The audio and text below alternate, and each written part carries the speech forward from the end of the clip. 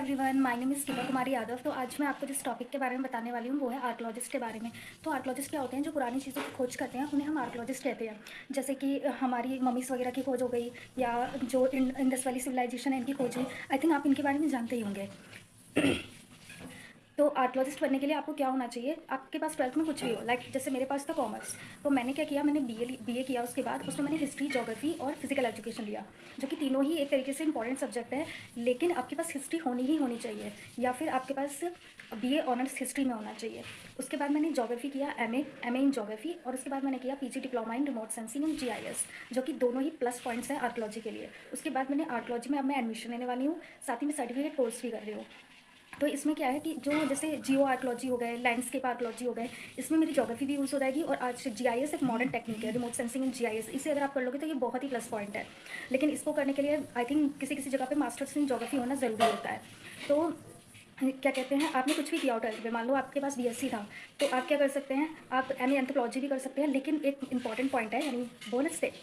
तो एक important point ये है कि आप कोशिश करना कि ancient Indian history and archaeology choose करो, क्योंकि गवर्नमेंट जॉब में ज़्यादातर यही मांगते हैं। अगर आपके पास एमए एंथ्रोपोलॉजी है तो भी चल जाएगा।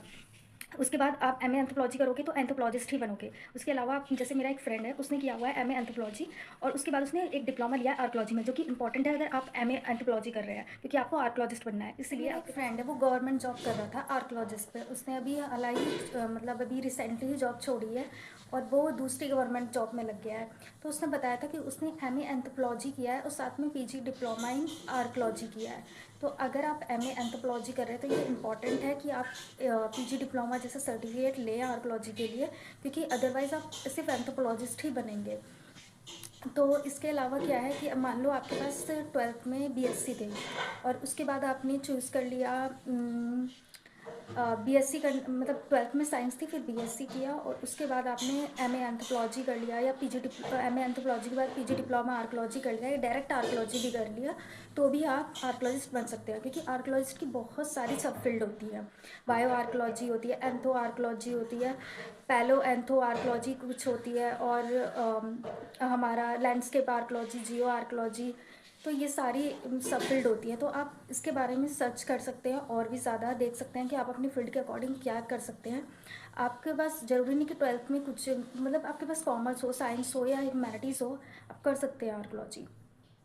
उसके अलावा जो आपका पीजी डिप्लोमा है वो तो बहुत ही इंपॉर्टेंट है। अगर आप जीआईएस कर लेंगे तो प्लस पॉइंट है।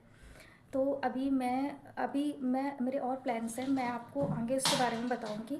लेकिन अभी के लिए फ़िलहाल अगर आपका कोई क्वेश्चन हो उससे रिलेटेड तो आप पूछ सकते हैं, कमेंट करना।